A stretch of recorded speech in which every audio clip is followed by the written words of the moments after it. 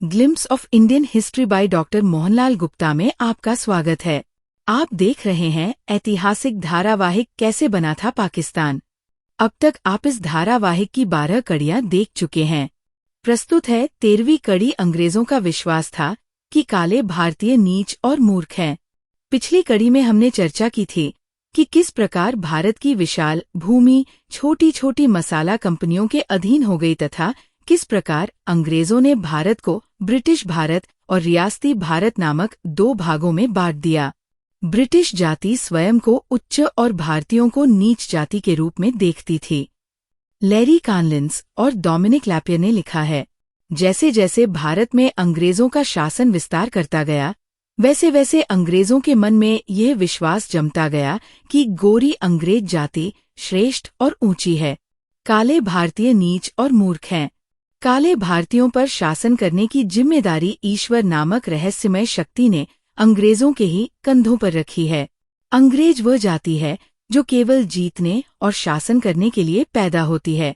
भारतीयों पर शासन चलाने के लिए अंग्रेजों ने इंडियन सिविल सर्विस की स्थापना की, जिसमें 2000 अंग्रेज अधिकारी नियुक्त हुए। 10,000 अंग्रेज अधिकारियों को भारतीय सेना सौंप दी गई।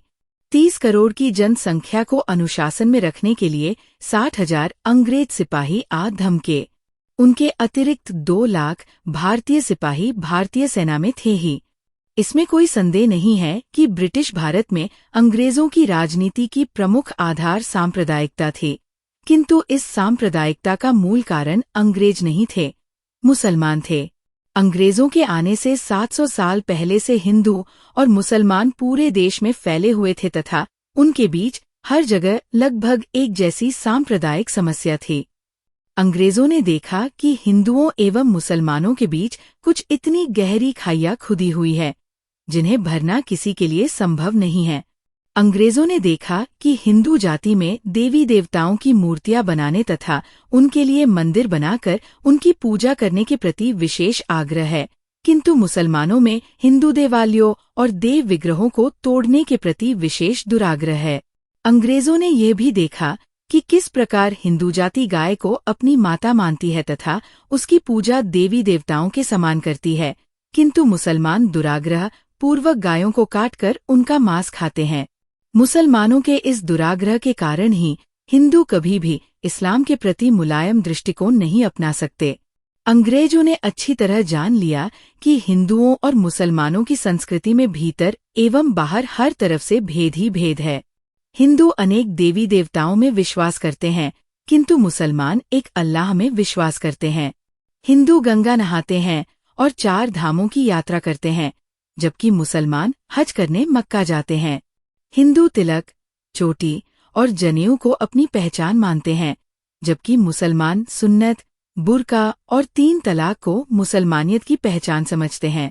ऐसी स्थिति में ये दोनों संस्कृतियां एक दूसरे को कैसे सहन कर सकती थी? हिंदुओं और मुसलमानों ने अपनी अपनी दाढ़ी मूंछों, भाषा, खान पान और पहनावे में भी यत्नपूर्वक अंतर बनाए रखा है। मुसलमान अपनी पहचान कुरान से तथा हिंदू अपनी पहचान वेद, रामायण और गीता से करते हैं। ईस्वी 1858 से पहले तक अंग्रेज भारतीय मुसलमानों और हिंदुओं के झगड़ों को बलपूर्वक दबाते थे, किंतु जैसे ही भारत की आज़ादी की लड़ाई आरंभ हुई, वैसे ही अंग्रेजों ने भारत की सांप्रदायिक समस्या को अपनी ढाल के रूप में प्रयुक्त करना आरंभ कर दिया। उन्होंने हिंदुओं और मुसलमानों को राजनीतिक स्तर पर एक दूसरे के विरुद्ध उकसाना प्रारंभ किया। अंग्रेज चाहते थे कि ये दोनों जातियां परस्पर झगड़ती रहें तथा अपने लिए आज़ादी की मांग नहीं करें। अंग्रेजों की शह पाकर कुछ मुसलमान नेताओं ने भी सांप्रदायिकता को ही अपनी राजनीति का आधार बना लिया। उनके विरोध में हिंदू प्रतिरोध ने भी सिर उठाया और 20वीं सदी आते आते ब्रिटिश भारत में सांप्रदायिकता ही राजनीति का एकमात्र आधार हो गई। अंग्रेजों ने देश में सांप्रदायिकता की आग तो लगा दी, किंतु उन्हें मालूम नहीं था कि इस आग की लपटें इतनी ऊंची उठेंगी कि एक दिन वे इस आग में संपूर्ण भारत को झोंक देंगे तथा मुसलमान अपने लिए एक अलग राष्ट्र की मांग करने लगेंगे। उस काल के अंग्रेज शासक इस बात को नहीं समझ पाए कि हिंदुओं और मुसलमानों के बीच नए सिरे से पनप रही घृणा का अंतिम परिणाम ये होगा कि अंग्रेजों के लिए इस देश पर शासन करना असंभव हो जाएगा।